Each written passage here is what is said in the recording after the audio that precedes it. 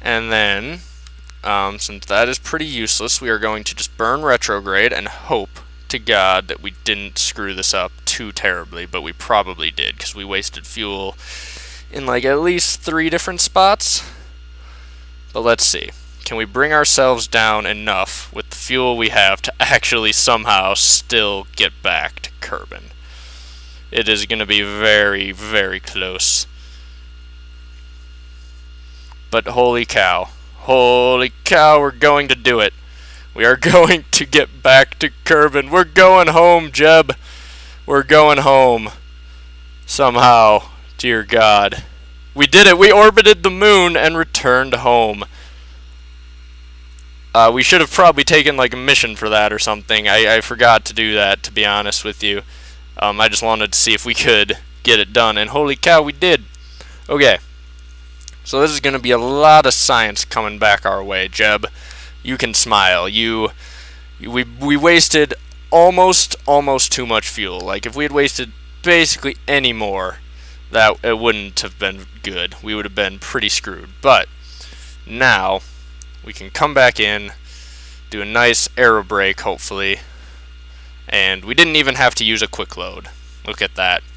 Okay, so we have proof of concept that the ship can do this, and we have managed to somehow do it without maneuver nodes and spinning out and wasting tons and tons of fuel. And now it is just time for the final landing. Hopefully we didn't drop too low into the atmosphere, because I want to skip off and go around a time or two, because if we don't, that's just going to be a bad plan. Although, maybe I shouldn't have deployed the parachutes, because now if we drop low enough for them to deploy, it'll automatically go. But you know what? It's fine. It's fine. We'll point our heat shield forward and just go with it. We're going to roll with it. Coming in very, very hot, though. Like ridiculously hot. Hotter than last time by a good long shot. So,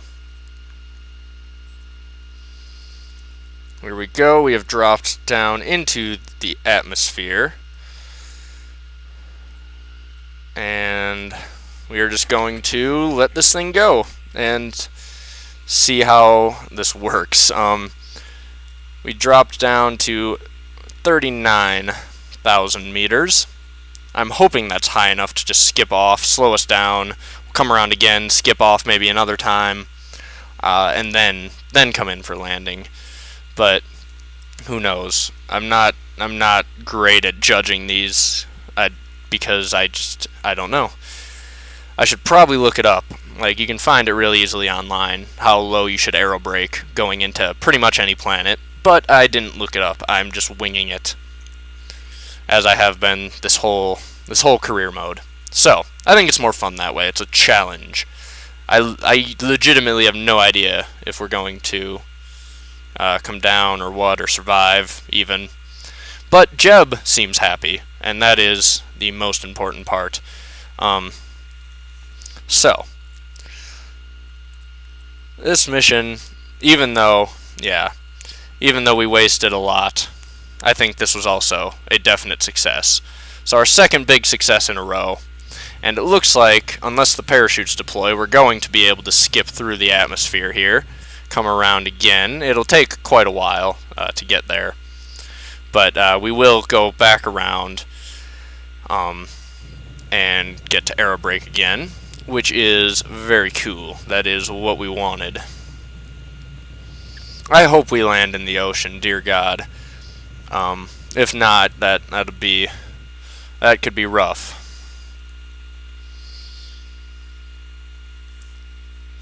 Let's see. Okay, so we are on our way back up now, out of the atmosphere. We have successfully skipped off, and we are flying out into space.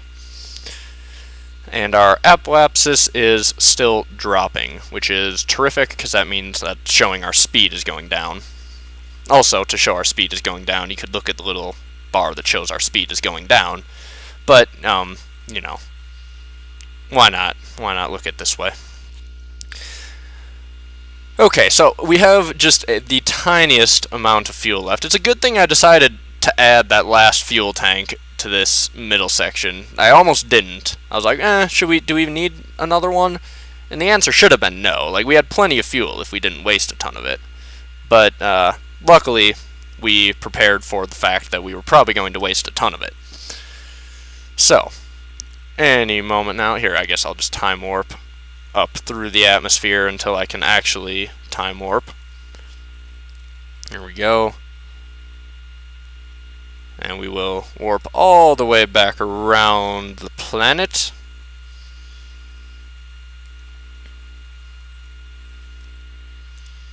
Here we go.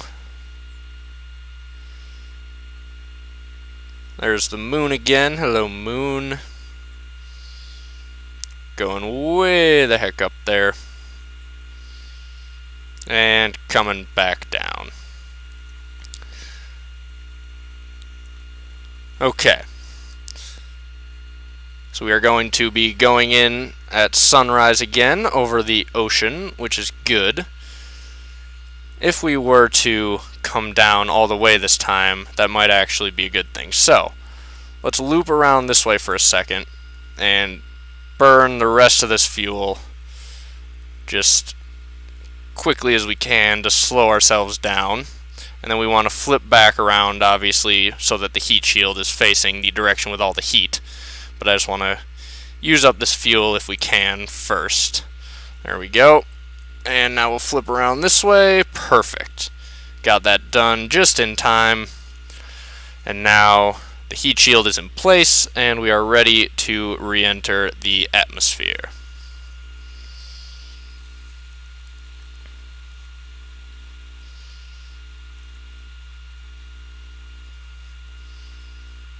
Okay, so let's see how our apoapsis is doing. Is it going to drop all the way down this time? I'm not sure. It's going to be close. I think we probably will. I think we're going down this time. So, Jeb, you are not too far away from returning home, hopefully in one piece, with all of your science in one piece as well. Not as much science as we could have gotten if we could have gotten low flying over the moon. But, you know, that's okay. What are you going to do? We didn't have the fuel to be tinkering around with it any more than we actually did. So, alright. How's it looking? Our apoapsis, we may actually skip off the atmosphere one more time. Taking a look at it now. I think that might end up being what happens, because we're down at the deepest part of the atmosphere right now, and so it looks like we will definitely go around one more time, which is totally fine. It's just more speed that we're going to kill off, and less of a chance of horrible failure.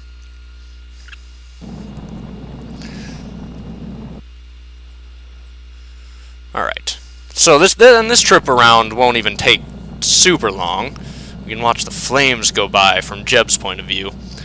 Now this trip around this time shouldn't take super long because we don't have to loop all the way out. This has been an 8-day mission though. This is much longer than pretty much all of our other missions combined. So Jeb better get some darn experience for this one. I want him to level up. That is what I want. Okay, so this is our thing that tells us basically we're going fast. And we are now leaving the atmosphere again. We're on our way up. Our apoapsis still dropping. So, one more loop around and that should do it, I would think. And we don't have any more fuel anyway if we wanted to correct it. We won't need to. We will get down into land eventually.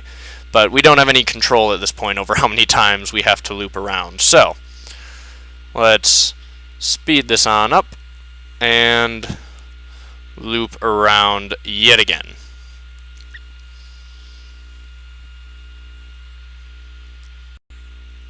Okay, here we are nearing our apoapsis. We will warp all the way down really quickly now. Coming in at sunrise again, hopefully we can land in some ocean. I'm thinking we'll land in the ocean, but who knows at this point, really. So, let's warp on up and face prograde. There we go. And let's hope that this time we actually finish off this landing. I think we're ready. I think we've killed off a good amount of velocity, so we can do it. Alright. Coming in, getting ready. There should be some flames showing up soon as we fly over these mountains here. Or, I guess, are these even mountains? Not really. There's some hills below us, it looks like. There are the flames coming in.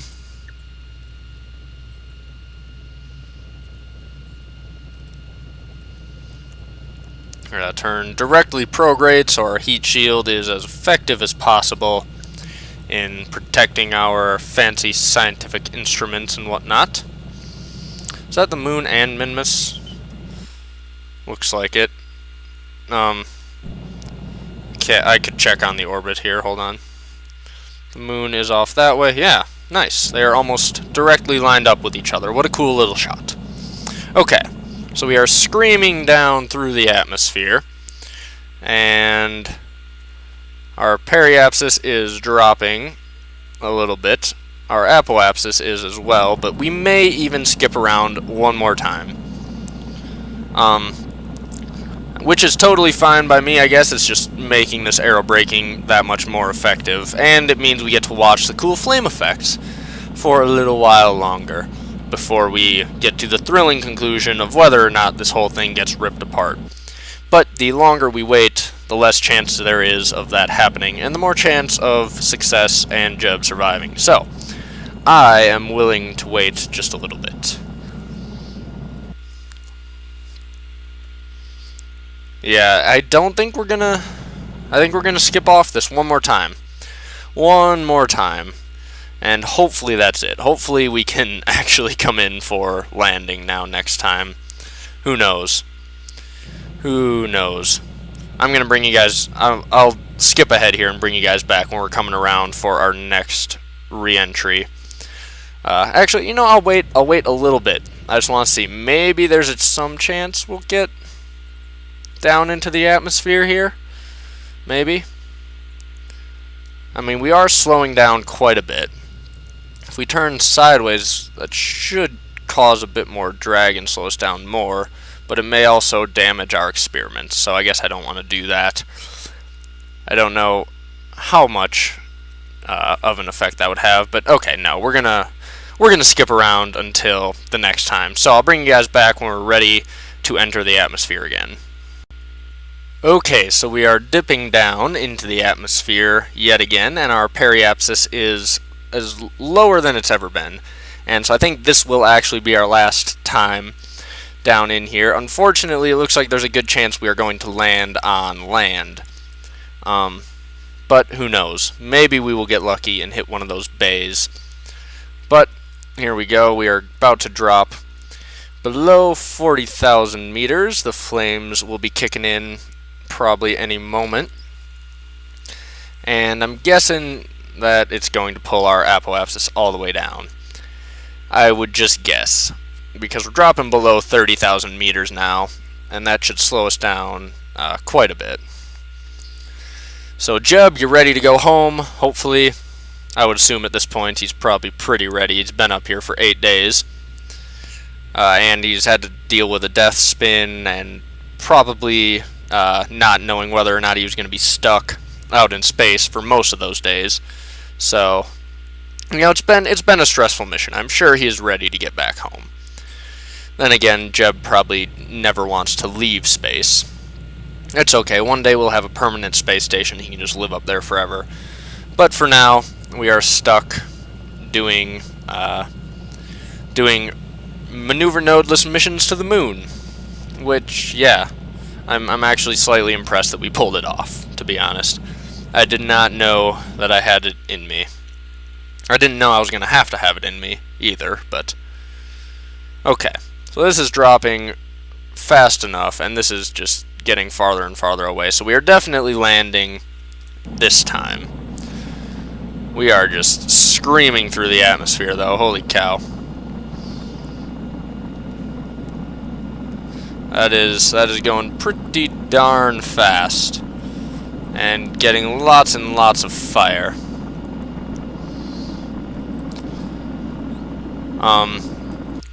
So, oh no, we're making it pretty far. We may end up landing in water, but we are going to land this time. So that is good. There it goes, it's going down. Now we're coming down here. Our only hope is we land in one of these bays. Otherwise, we're probably going to land on land and tip over. And that's just not ideal. But it's a very shallow angle of descent, so we should have plenty of time to slow ourselves down from this ridiculous pace. And that is the goal. That is what the aero braking was designed to set up. So I mentioned that in other episodes, I think, and I said we would demonstrate it. This is why we do that. So that we have this nice, shallow, long descent. Oh, wow. What? Why did... What? The crew capsule exploded, but the heat shield is still here. What the hell just happened? I'm pretty sure Jeb just died. What the fuck? God, what? What is going on here? Wow. I don't even know what to say. We've just killed Jeb. Somehow. We aero braked so many times. Why did that happen? We had a heat shield. We had the stuff. Why? Well, that is just horrible. There's a few parachutes falling on their own there. That doesn't even make sense. It's like the cockpit just disintegrated. I don't understand. I just don't understand. It is a dark day now here at Kerbal Space Program.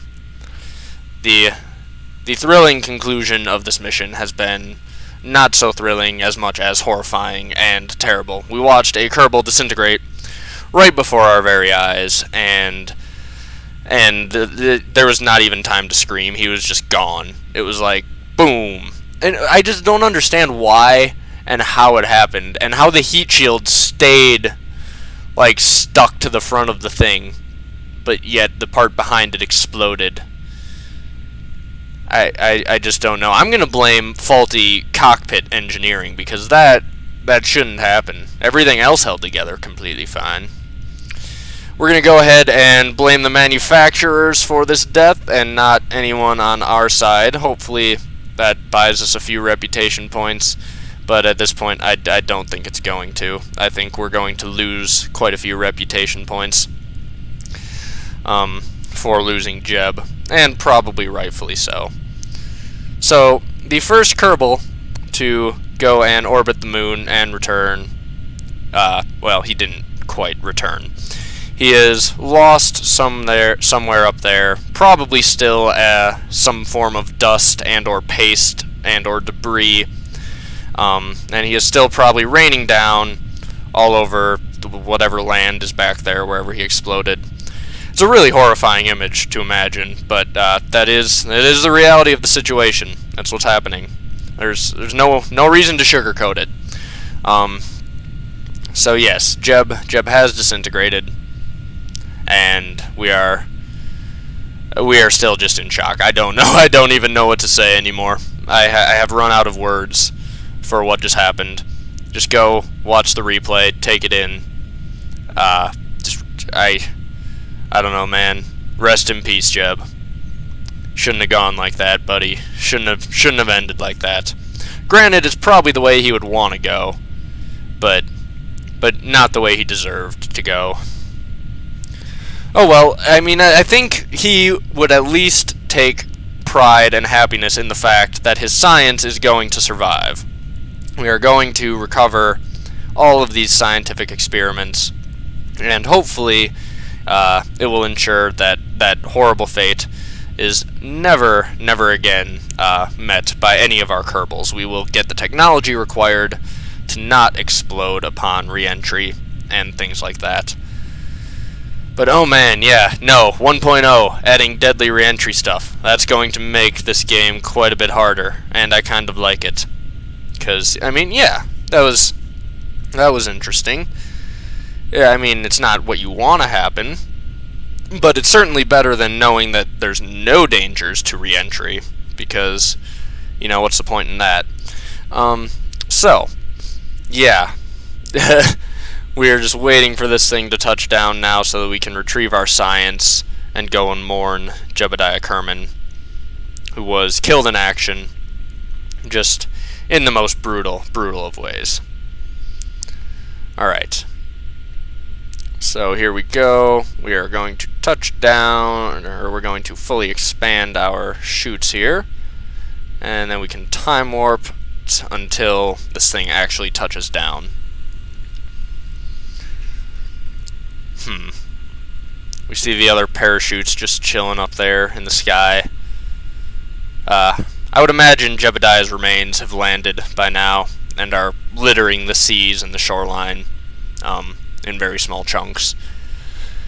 Because they did not have parachutes attached to them, they would fall at a normal rate. Granted, maybe he is disintegrated to such a fine powder that it's basically like snow, and therefore it is snowing Jebediah very slowly. So maybe he hasn't hit the ground yet. I don't know. I'm not entirely sure on how exactly disintegration upon re-entry works. I've never seen it before. I don't know if anyone has. But yeah, Jebediah just learned an awful lesson about it. Oh no, did the science things just explode? Are you kidding me? This mission is the worst. This is the worst. I hate this. I hate it. Why? Not even the This is just terrible. This is a complete and utter failure. And now we have to go to the Space Center and recover this and inform everyone of how horribly wrong this has all gone. This is certainly a large step back in the world of our kerbals. And we can't even recover those things? Oh wow. Okay. Well, that is the end of that, and this is indeed a dark day. Thank you guys for watching. See you next time.